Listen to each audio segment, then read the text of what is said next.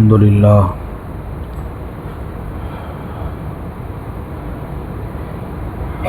لله نحمده ونستعينه ونستغفره ونؤمن به ونتوكل عليه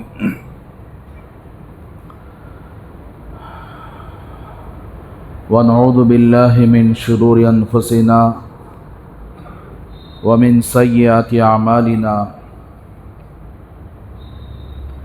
من يهده الله فلا مضل له ومن يضلل فلا هادي له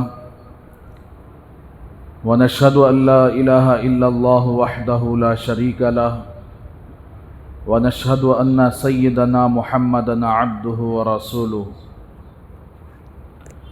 أما بعد فأعوذ بالله من الشيطان الرجيم بسم الله الرحمن الرحيم يا أيها الذين آمنوا هل أدلكم على تجارة تنجيكم من عذاب أليم تؤمنون بالله ورسوله وتجاهدون في سبيل الله بأموالكم وأنفسكم ذلكم خير لكم إن كنتم تعلمون يغفر لكم ذنوبكم ويدخلكم جنات تجري من تحتها الأنهار ومساكن طيبة في جنات عدن ذلك الفوز العظيم وأخرى تحبونها نصر من الله وفتح قريب وبشر المؤمنين صدق الله العظيم اللهم صل على سيدنا محمد وعلى آل سيدنا محمد وبارك وسلم اللهم صل على سيدنا محمد وعلى آل سيدنا محمد وبارك وسلم اللهم صل على سيدنا محمد وعلى آل سيدنا محمد وبارك وسلم رب اشرح لي صدري ويسر لي أمري واحلل عقدة من لساني يفقهوا قولي۔ محترم میرے بھائیوں اور عزیز دوستو، یہ محرم الحرام کا مہینہ بھی ہے اور اتفاق سے اگست کا مہینہ بھی ہے۔ محرم الحرام کی فضیلت اور اس میں کون سے کام کرنے کے ہیں اور کون سے کام چھوڑنے کے ہیں، یہ گزشتہ جمعہ آپ تفصیل کے ساتھ سن چکے تھے۔ اس جمعے کے اندر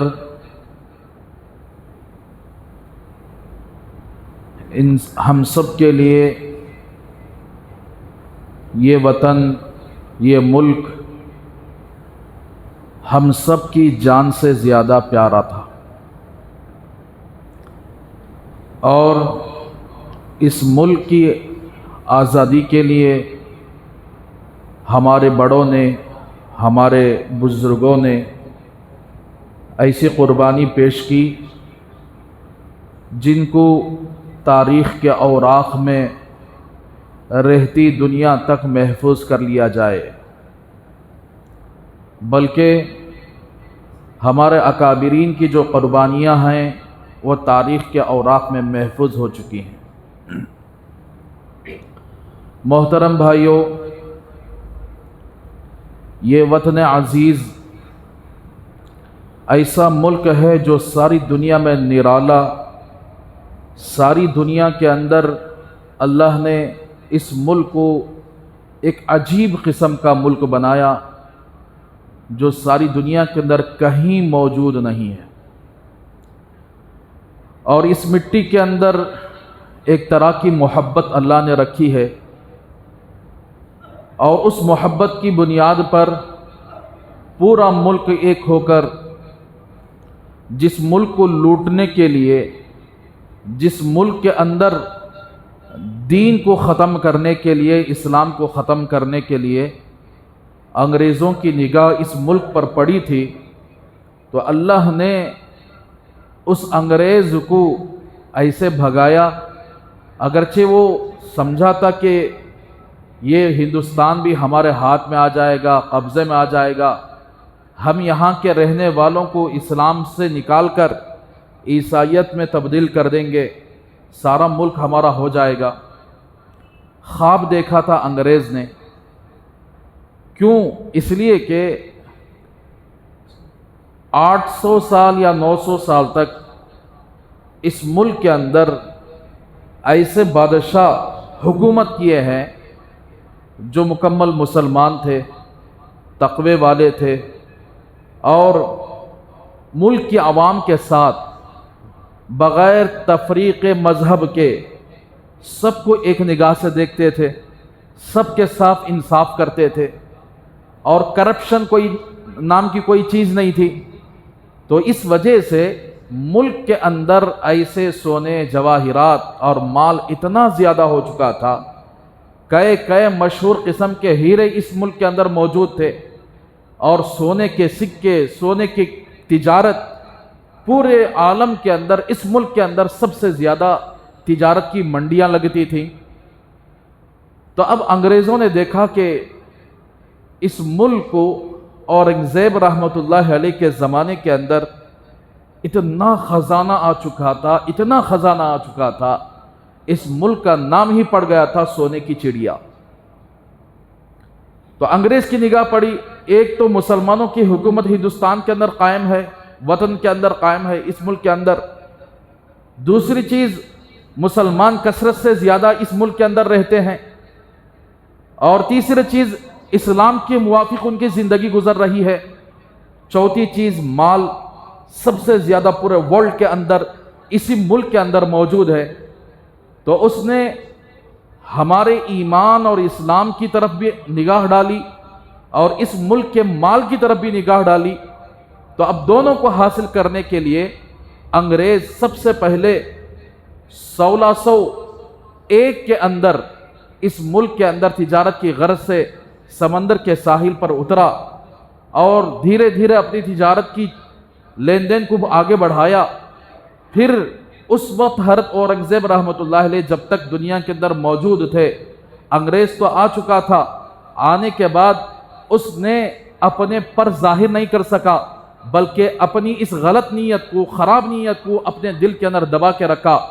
اس لیے کہ اورنگزیب رحمۃ اللہ علیہ ایسے طاقتور بادشاہ تھے، ایک تو حکومت کا مال پر ہاتھ نہیں لگاتے تھے، اپنے خود کمائی ہوئے پیسوں سے اپنا گزارا کرتے تھے، بڑے تقوی والے تھے، آپ سن چکے ہیں۔ تو اس کی وجہ سے اللہ تبارک و تعالیٰ نے ایسی برکتیں عطا فرمائی تھی، اسی لیے انگریز حضرت اورنگزیب رحمۃ اللہ علیہ سے اتنا ڈرا کہ جب تک حضرت اورنگزیب رحمۃ اللہ علیہ دنیا کے اندر موجود تھے، زندہ تھے، اس نے اپنے غلط نیتی کو اظہار نہیں کیا۔ جب حضرت اورنگزیب رحمۃ اللہ علیہ دنیا سے وفات پا چکے تو اس وقت اس نے اپنا پر کھولنے لگا۔ سب سے پہلے اس نے بنگال میں جو سراج الدین دولہ ایک بادشاہ تھا، تو اس کی طرف اس کو قبضہ کرنے کے لیے ساحلی، وہاں پر سمندر تھا، بنگال کے اندر سمندر کا علاقہ تھا، باہر سے فوجی لانے کے لیے، باہر سے اپنے لوگوں کو لانے کے لیے وہ ایک بہترین راستہ تھا۔ تو سب سے پہلے اس نے کیا کیا، ایک کمپنی قائم کی جس کا نام ایسٹ کمپنی ہے۔ اس کمپنی کے آڑ میں اس نے گاؤں کو قبضہ کرنا شروع کر دیا۔ جس گاؤں پر وہ قبضہ کرتا، اس گاؤں کے لوگوں کو ظلم زبردستی سے مار کر عیسائی بناتا تھا، کرسچین بناتا تھا۔ تو یہ سلسلہ جاری ہوا۔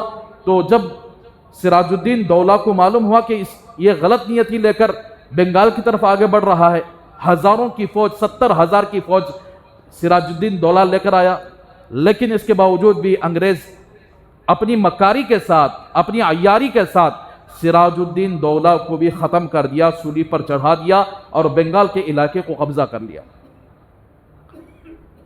تو میرے بھائیو، 1947 کے اندر یا 1950 کے اندر، 1750 کے اندر، اس وقت یہ ادھر کا سارا علاقہ بنگال وغیرہ، جیسے اورنگزیب رحمۃ اللہ علیہ کا انتقال ہوا، دہلی کی سلطنت بالکل کمزور پڑ چکی تھی۔ تو اس نے دھیرے دھیرے ادھر قبضہ کرتا ہوا آیا۔ تو اب ادھر جنوب ہند کے اندر صرف ایک ایسے بادشاہ تھے جس کے سامنے انگریز کی دال نہیں گلی۔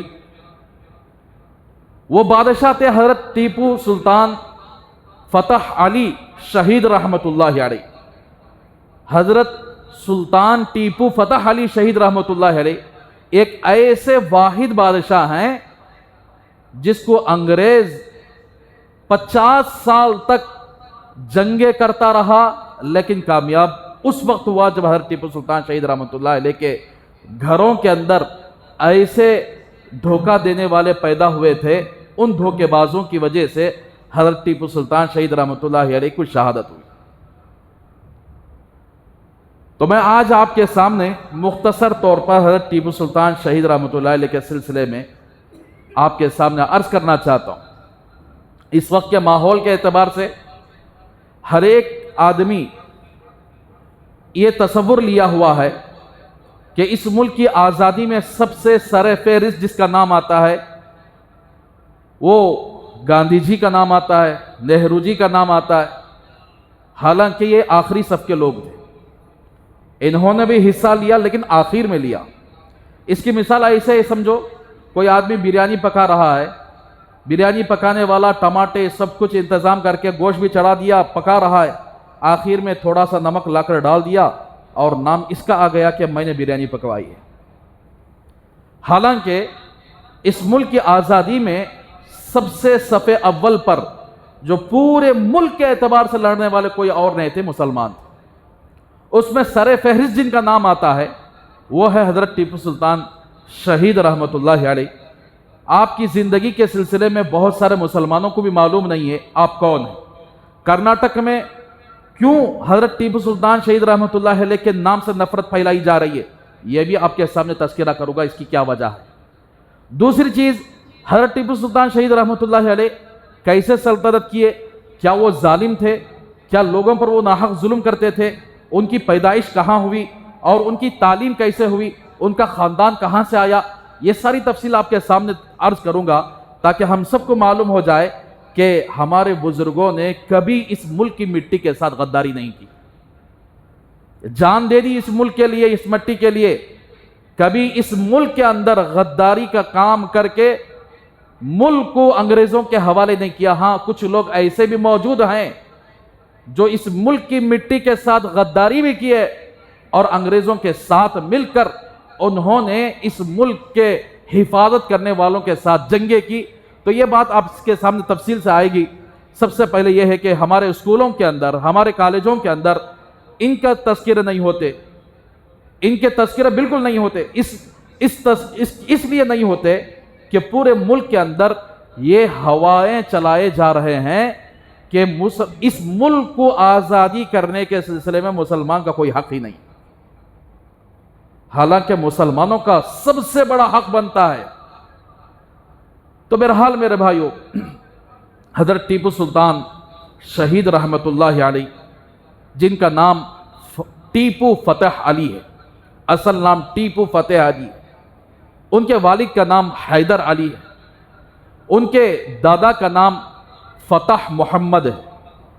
یہ دراصل عرب کے رہنے والے، مکۃ المکرمہ کے رہنے والے، انہوں نے، ان کے دادا پرداداؤں نے، جب یہاں تک کہ بعض روایت میں آتا ہے کہ ان کے پردادا مکہ چھوڑ کر بغداد پہنچے، بغداد سے لے کر افغانستان پہنچے، افغانستان سے لے کر ہندوستان کو آئے، گلبرگہ میں ان کا قیام رہا، تو گلبرگہ سے ان کی نسل ویسے ہی پھیلتی رہی۔ تو حضرت ٹیپو سلطان شہید رحمۃ اللہ علیہ نسلی اعتبار سے عربی ہیں، نسلی اعتبار سے عربی ہیں، مکۃ المکرمہ ان کے باپ داداؤں کا خاندان۔ تو پھر اس کے بعد اگر تفصیل کریں بولے تو پورا جمع یہ ہو جائے گا۔ اجمالی بات یہی ہے کہ یہاں آنے کے بعد انہوں نے اپنے نسل کو پھیلایا۔ تو میسور کا جو بادشاہ تھا راجہ کرشن، تو اس کے فوج میں داخل ہوئے حضرت ٹیپو سلطان شہید رحمۃ اللہ علیہ کے والد حیدر علی، اور بڑے وفادار تھے۔ تو اس وقت راجہ کرشن کو حضرت حیدر علی کے اوپر اتنا بھروسہ تھا کہ جہاں کہیں جاتے اپنی بادشاہ، وہ بادشاہ جو حکم کرتا اس حکم کے خلاف کسی کو چلنے نہیں دیتے، مکمل طور پر چاہے وہ کسی سے لڑنا ہو، کسی سے جنگ کرنا ہو یا حکومتی معاملہ ہو، تو کسی معاملے میں بھی انہوں نے کبھی اس بادشاہ سے غداری نہیں کی۔ تو بادشاہ نے خوش ہو کر ایک علاقہ حضرت حیدر علی کے حوالے کر دیا۔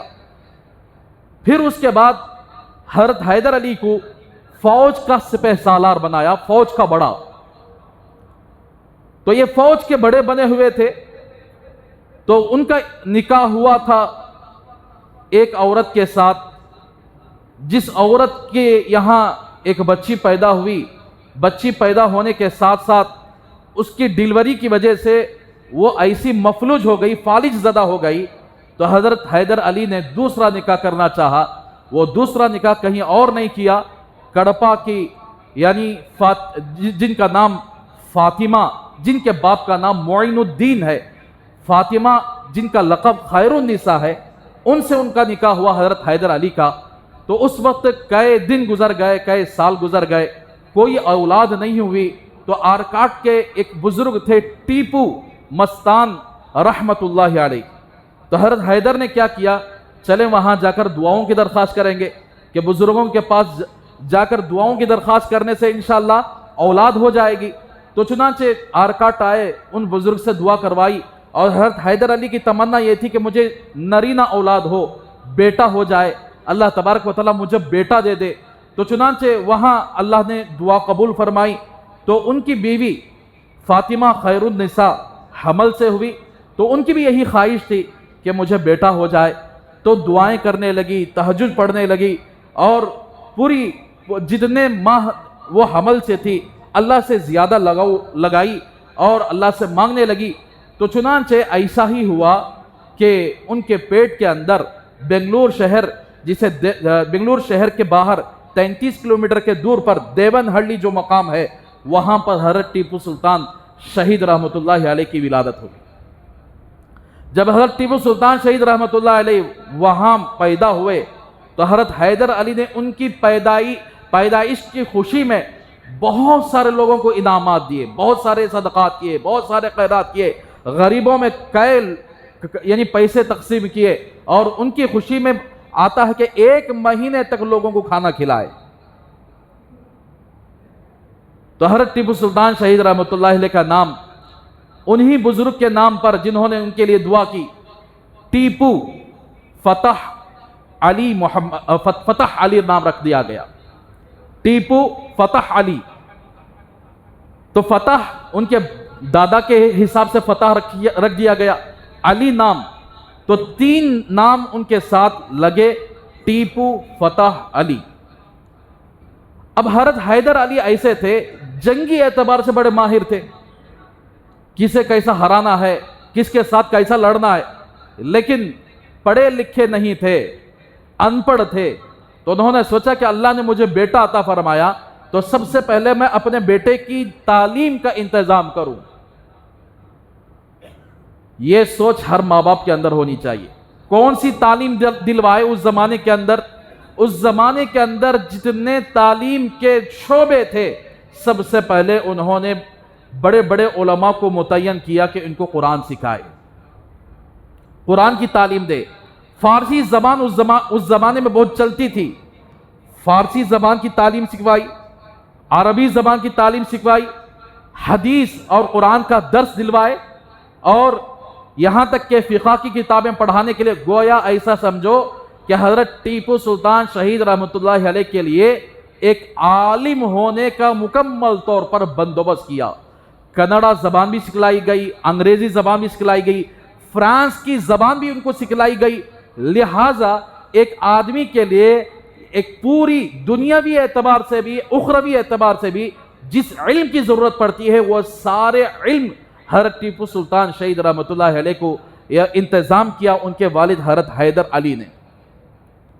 ہمیں کیا کر رہے ہیں؟ خالی اسکول پر ایسا فوکس ہو گیا ہمارا، خبر میں بھی اسکول آئے گی شاید، نامہ اعمال کے تولنے کے وقت بھی فلاں اسکول میں اچھا پڑھاتی ہوں، وہ اسکول ٹیوشن وہ ساتھ آئے گی۔ مسلمان خالی یہ سوچے ہیں اپنے بچوں کو دینی تعلیم سے آراستہ کرنا، یہ مسلمانوں کے ذہن سے نکل چکا ہے۔ اسی لیے مسلمانوں کے بچے جس اسکولوں کو جا رہے ہیں، جس ٹیوشنوں کو جا رہے ہیں اور اپنی دینی تعلیم، بعض لوگ یہ بھی سمجھ لیے ہیں کہ جہاں آپا جانا اما جانا جہاں پڑھاتے نا وہاں بیزدال کو قرآن پڑھا لے تو بس وہاں بھیج رہے ہیں. صرف قرآن پڑھنے سے حق ادا نہیں ہوتا. قرآن تو کافرہ بھی پڑھے ہیں, عیسائیاں بھی پڑھے ہیں. قرآن پڑھانا اصل مقصد نہیں ہے.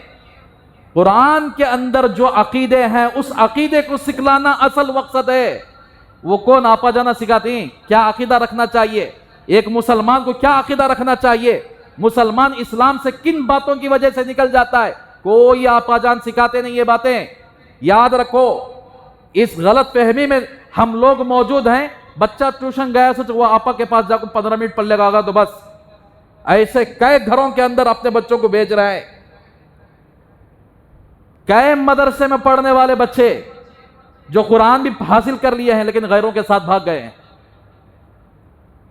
تو میرے بھائیوں اسی لیے بہترین ماں باپ وہ ہیں اپنے بچے کی دنیا کے ساتھ ساتھ اپنے بچے کے اصل مقصد زندگی جو آخرت کی زندگی ہے, ہمارا عقیدہ کیا ہونا چاہیے, ہم کس عقیدے پر جینا اور مرنا چاہیے, یہ سکھائیں گے تو ہماری نسل آگے جا کر مسلمان رہے گی, ایمان پر قائم رہے گی. اگر صرف قرآن پڑھا لیں گے, وہ بچے کبھی نماز کو بھی نہیں آئے, وہ بچے کبھی اسلامی تعلیم بھی حاصل نہیں کیے, کیا عقیدہ ایک مسلمان کو رکھنا چاہیے وہ بھی نہیں معلوم, تو چند لوگوں کی کوشش سے وہ کافر آسانی سے بنا دیے جائے. تو اس لیے حضرت حیدر نے کیا سوچا کہ مجھے اللہ نے بیٹا دیا ہے تو ایسی صورت میں اس کا مکمل تعلیم کا انتظام کروں گا. دنیاوی تعلیم کے اعتبار سے کنڑا کی بھی پڑھائی بھی سکھائے اور انگریزی تعلیم بھی دیے, اور دینی اعتبار سے قرآن حدیث فقہ اور سارے علماء کو رکھ کر ان کی تربیت کی. صرف تربیت نہیں کی بلکہ انہوں نے یہ کیا جنگی مہارت حاصل کرنے کے لیے ایک سپہ سالار کو متعین کیا, اور سپہ سالار وہ حضرت ٹیپو سلطان شہید رحمت اللہ علیہ کو یہ سکھاتا تھا کہ تیر کیسے چلایا جائے, تلوار بازی کیسے کیا جائے, گھوڑ سواری کیسے کیا جائے, نیزہ بازی کیسے کیا جائے. یہ سکھانے کے لیے ایک مستقل سپہ سالار کو حضرت حیدر نے متعین کر دیا تھا, اور وہ سپہ سالار ایک طرف تعلیم چلتی تھی, ایک طرف جنگی مہارت کیسے جنگ کیا جاتا ہے, کیسے تیر چلائی جاتی ہے یہ سیکھتے تھے. آج کل کے نوجوان یعنی ایسا کورر بولے تو آج کے نوجوانوں کو چھوٹا محرم مناتی, ہمیں ڈانس کرتی, ہمیں پنجے لے کو ناچتی.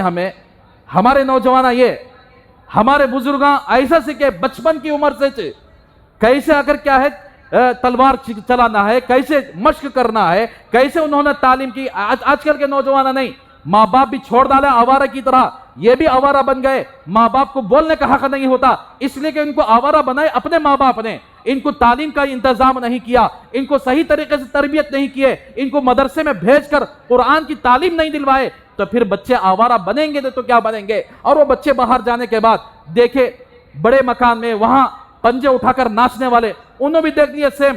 یہاں تک کہ چھوٹے چھوٹے بچے بھی اس کو اثر لے کر انہوں بھی ڈھول باجے بجانا شروع کر ڈالے, انہوں بھی وہ کپڑا بن کر ناچنا شروع کر ڈالے, ایک پھول کا ہار پہنا ڈالے, اس کو ناچنے لگے. یہ ہمارے بچوں کی زندگی چل رہی ہے. ہمارے بچے میں کوئی نوجوان بہادر نہیں بنا. ہمارے بچوں کے اندر صحیح طریقے سے اس وقت کے کیا حالات ہیں, اس وقت ہندوستان کے اندر کیسے حالات چل رہے ہیں, یہ ہمارے بچوں کے دل و دماغ کے اندر ڈالنے والا کوئی اور بھی نہیں. آگے نہ بڑے لوگ اسے دین سمجھے, ناچ ناچ کر پورے آدمیوں کو یعنی رات کی نیند حرام کر دے. یہ سیکھیں ہمیں, دوسرا کیا کریں ہمیں اپنے بچوں کے لیے.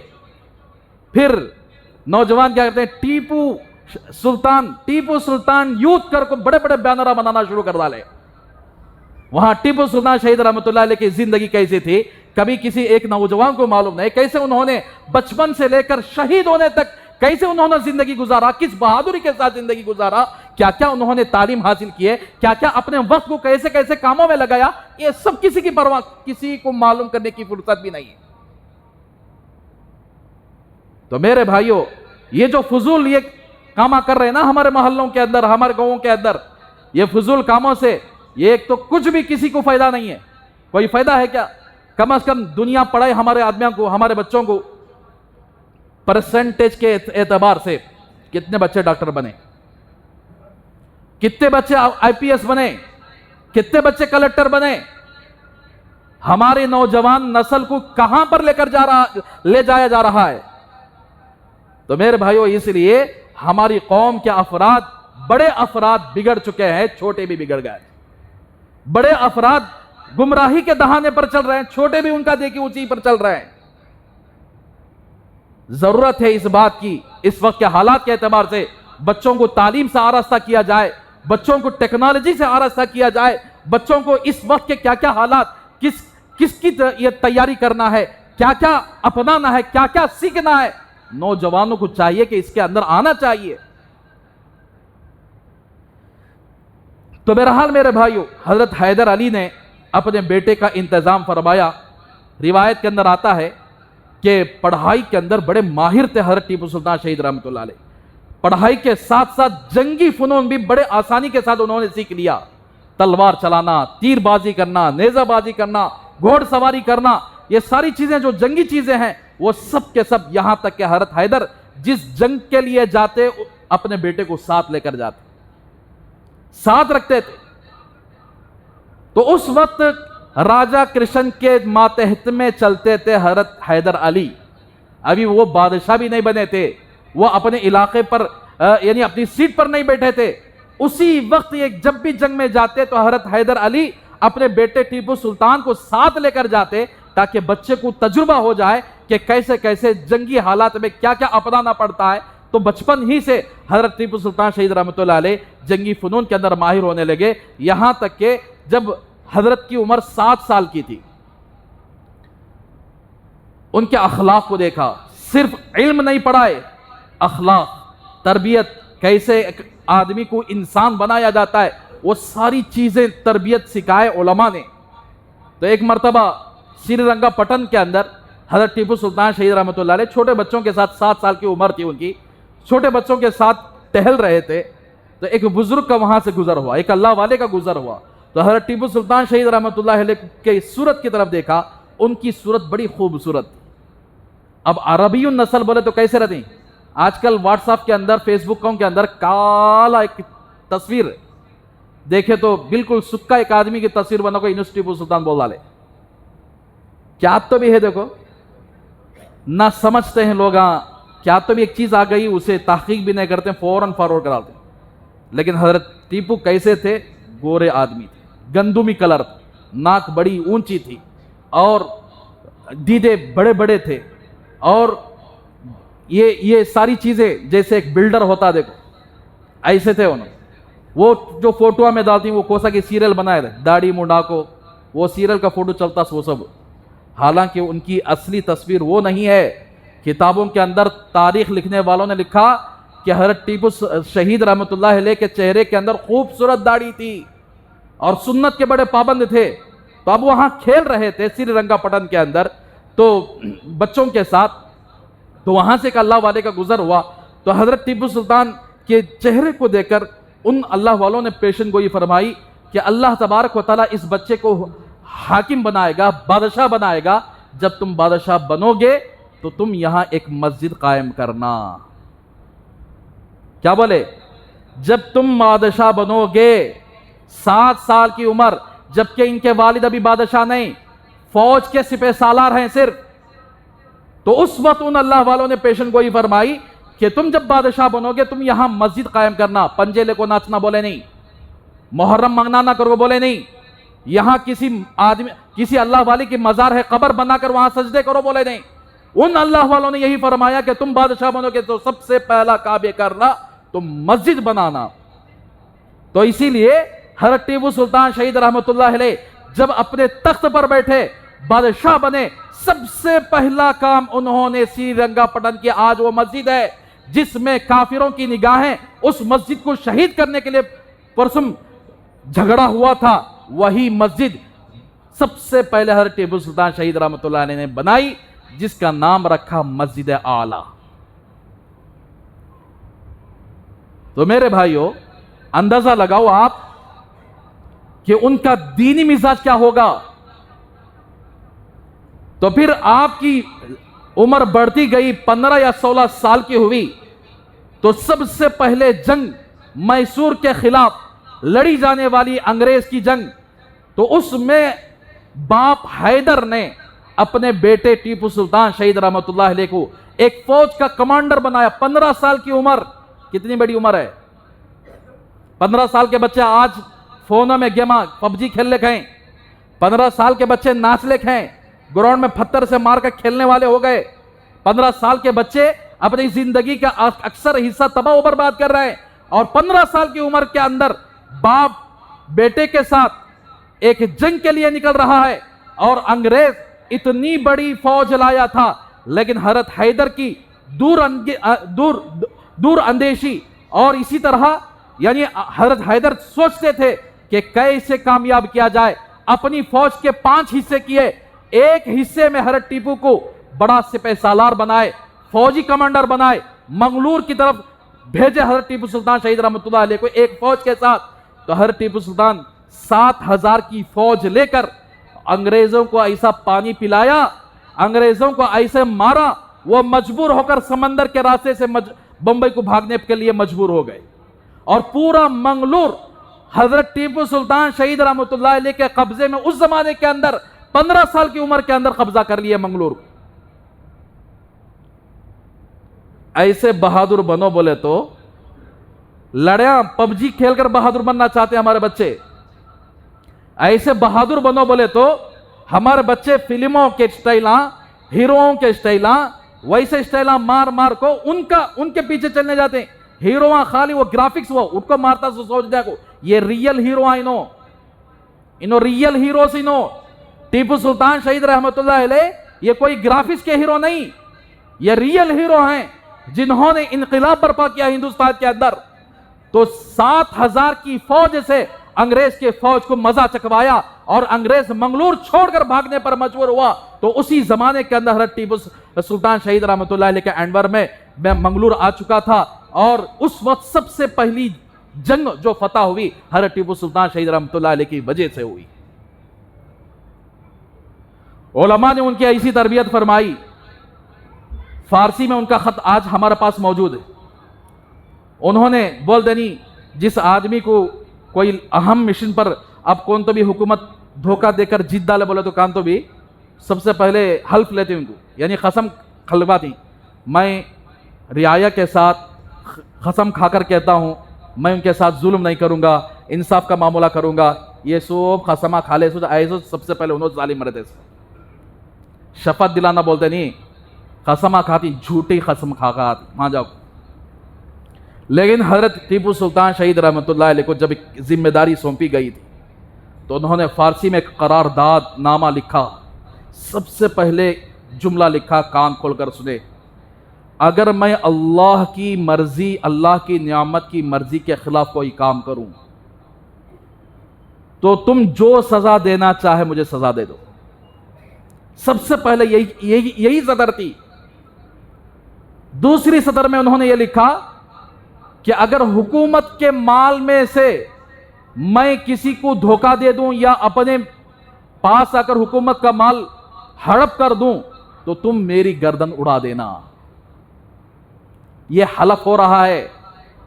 کسی کام کے متعین کرنے پر جو قسم دلوائی جاتی ہے اس میں ہر ٹیپو سلطان شہید رحمت اللہ علیہ یعنی وعدہ لے رہے ہیں کہ اگر حکومت کے مال میں سے کوئی مال میرے پاس ناجائز طریقے سے قبضہ کر لوں میری گردن اڑا دینا.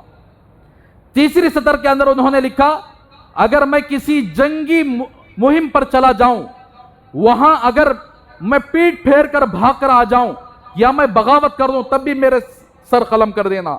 چوتھی سطر کے اندر یہ لکھا ہوا تھا جہاں جہاں میں اپنے لشکر کو لے کر جاؤں وہاں ان کے مشورے کے ساتھ کام کر کے کامیاب بنانے کی کوشش کروں گا.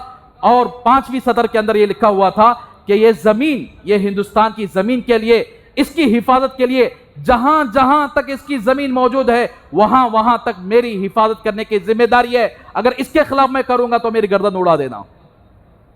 ہے کوئی ایسا بادشاہ؟ چائنا اندر گھس کو آ گیا, آدمی سوتے تھے ابھی بھی, ہماری زمین پر تقریباً کئی 100 کلومیٹر آ کر قبضہ کر لیا. آج کے بادشاہوں کو کچھ بھی اس کا فرق ہی نہیں پڑ رہا ہے. لیکن ہمارے بزرگوں نے اس زمین کی, اس ملک کی ایک ایک انچ زمین کی بھی حفاظت فرمائی.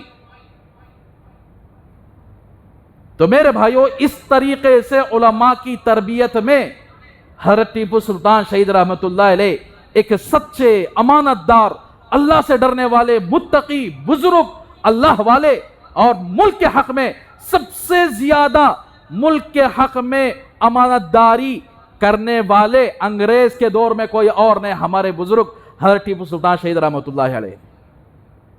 ذرا نوجوانوں ان کی سیرت پڑھو, تب بولنا ٹیپو یوتھ کر کے, سیرت پڑھ کے بولو, ان کا زندگی اپناؤ, کیسے انہوں نے زندگی گزاری.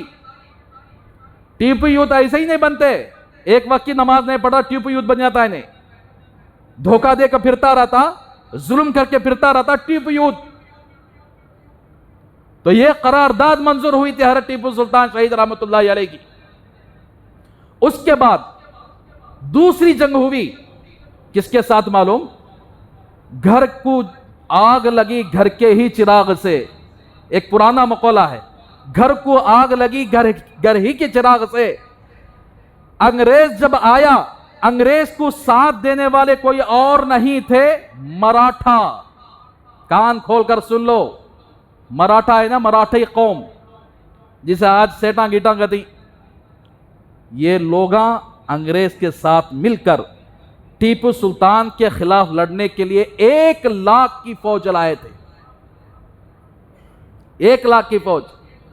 اب یہ چلوگاں RSS وغیرہ سب انہی لوگوں میں سے ہیں, یاد رکھو. یہ ملک کے حمایت میں کبھی نہیں رہیں گے, ملک کے فائدے کے لیے کوئی کام نہیں کریں گے. اس ملک کے اندر کئی سال تک ان کے حافظوں کے اندر ملک کا جھنڈا نہیں لہرایا گیا. اندازہ لگاؤ وہ کتنا ملک کے حق میں مفاد میں رہیں گے, کتنا ملک کو نقصان فائدہ پہنچائیں گے. تو یہی مراٹھا قوم میسور پر حملہ کرنے کے لیے انگریزوں کے ساتھ 1,00,000 کی فوج لے کر آئے. تب بھی حضرت ٹیپو سلطان شہید رحمت اللہ علیہ کی دوسری جنگ تھی. تو دوسری جنگ کے موقع پر حضرت ٹیپو سلطان شہید رحمت اللہ علیہ نے اپنی بہادری کا مظاہرہ کیا. تب بھی حضرت ٹیپو سلطان شہید رحمت اللہ علیہ بھی اس جنگ کے اندر اپنے آپ کو باپ کے اشارے پر مکمل طور پر سونپ دیا. اس وقت ان کی عمر تھی تقریباً 18 یا 20 سال کی تھی. تو جب نوجوانی کے دہلیز میں داخل ہوئے, ہر ماں باپ کی خواہش یہ ہوتی ہے کہ ان کے آنکھوں کے سامنے شادی کیا جائے. تو اب یہ مراٹھا قوم واپس گئی اور ہر ٹیپو سلطان شہید رحمت اللہ علیہ اور یہ ساری فوج مل کر ان کا مقابلہ کی اور میسور پر کامیاب نہیں ہو سکے, اور سری رنگا پٹن پر کامیاب نہیں ہو سکے, ناکام واپس لوٹ گئے. تو میرے بھائیوں اسی لیے آج جتنے لوگ ہیں نا, یہ مراٹھا سیٹاں, میں کھول کر بول رہا ہوں, یاد رکھو یہ کبھی اس ملک کی مفاد کے لیے کبھی جیتے بھی نہیں, کبھی اس ملک میں رہنے والے مسلمانوں سے کبھی محبت بھی نہیں کرتے. ان کے دکانیں زیادہ, ان کے تجارتیں زیادہ. مسلمانہ تجارتاں کرو بولے تو ڈبالے کو بیٹھے, سچائی طور پر تجارت کر کے اوپر آؤ بولے تو مسلمانوں کو نہیں, اس کا پیسہ ڈبا ڈالا, اس کا پیسہ ڈبا ڈالا, اس کے پاس لے کو اسے ڈبا ڈالا, اس کی زمین ہڑپ کر, یہ ایک مسلمانہ کر لے کے ایک سچا تاجر بن کر اوپر آنے کے لیے مسلمان کو دل نہیں مانتا. یہ لوگ تجارت میں کتنا آگے بڑھے ہوئے ہیں, ہم لوگ کہاں ہیں بولے تو پیچھے چھانچ, وہاں جا کو سود لے لیے, وہاں جا کو یہ لے لیے, وہاں اسے ڈبا ڈالے, یا اسے ڈبا ڈالے.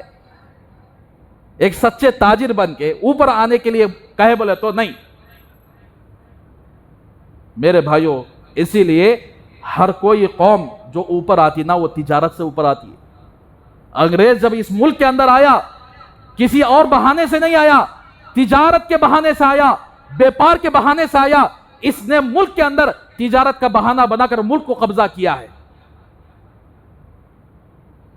تجارت میں برکت ہے, بیپار میں برکت ہے, سچے طریقے سے کریں گے تو اسی قوم نے ملک کے خلاف مہم چلائی تھی. آج اسی قوم کے عزت دے جانے لگے لوگ, آج اسی قوم کو عزت کی نگاہ سے دیکھنے لگے. تو بہرحال میرے بھائیوں اسی لیے آج ٹیپو سلطان شہید رحمت اللہ علیہ کا نام سن کر جو لوگ وہاں نفرتیں پھیلا رہے ہیں کرناٹک کے اندر, جو لوگ حضرت ٹیپو سلطان شہید رحمۃ اللہ علیہ کی بنائی ہوئی مسجد پر شہید کرنے کے لیے آ گئے تھے، آپ کے مزار کو ڈھانے کے لیے آ گئے تھے، وہی کوئی اور نہیں، وہی ہوئے جنہوں نے اس زمانے کے اندر ٹیپو سلطان کے خلاف انگریزوں کے ساتھ مل کر جنگ کی تھی۔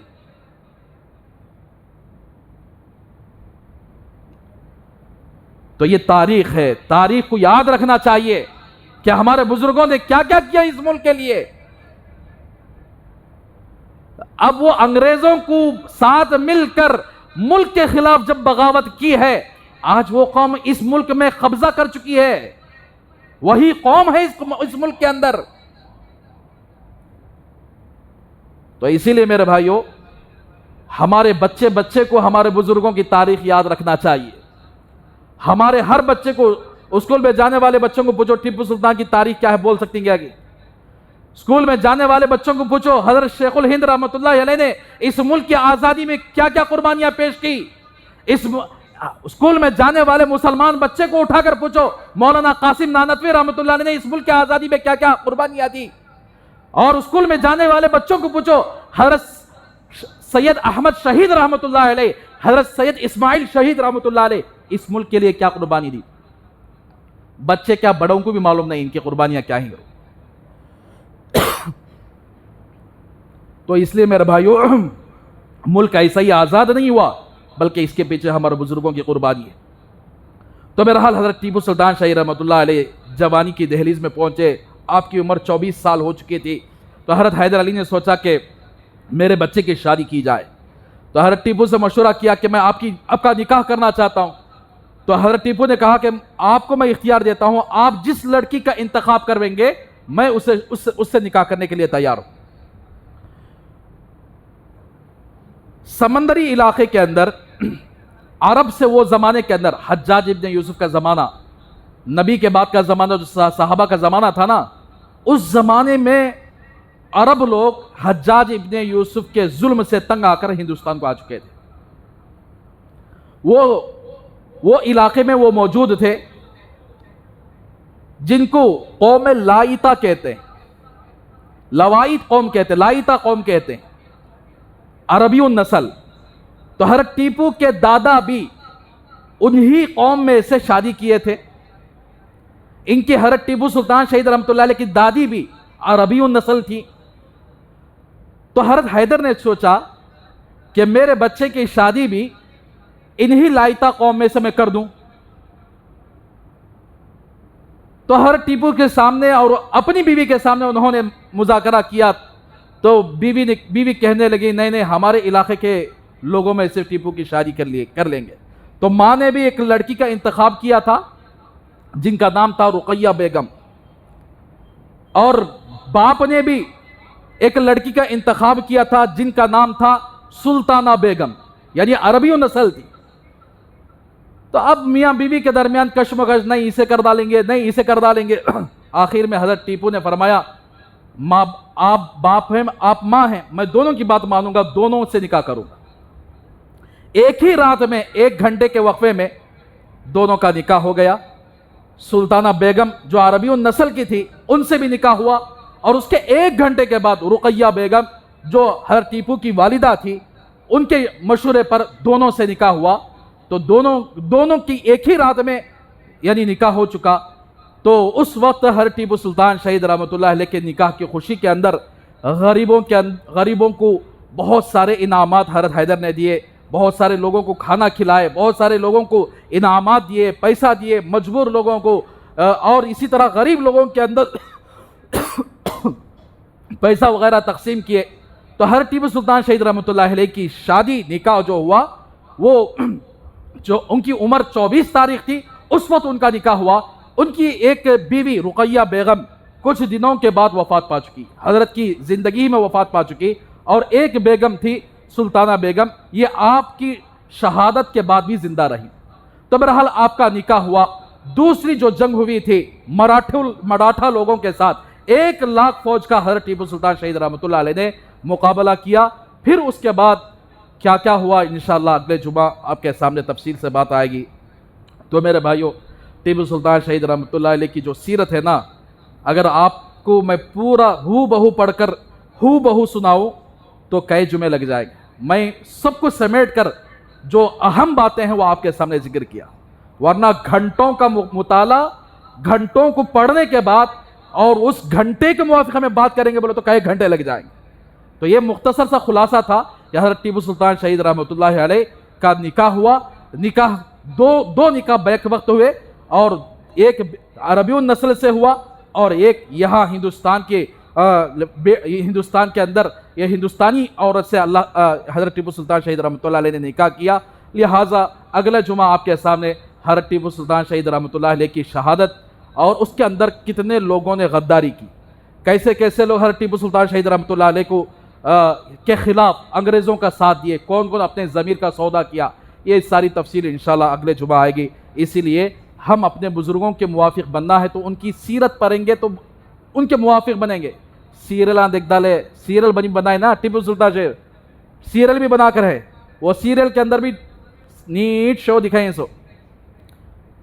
हालांकि हज़रत टीपू सुल्तान शहीद रहमतुल्लाहि अलैह का हुलिया किताबों में लिखते हैं एकदम सीधा साधा था, आपके चेहरे पर दाढ़ी बड़ी खूबसूरत, आप गंदोमी रंग के थे, और आप कभी जिंदगी में तहज्जुद नहीं छोड़े, कभी नमाज कज़ा नहीं होने दिए, सुन्नत के बड़े पाबंद थे, अल्लाह के नबी से बड़ी मोहब्बत थी। तो इंशाअल्लाह अगले जुमा आपके सामने ये सारी तफसील आएगी।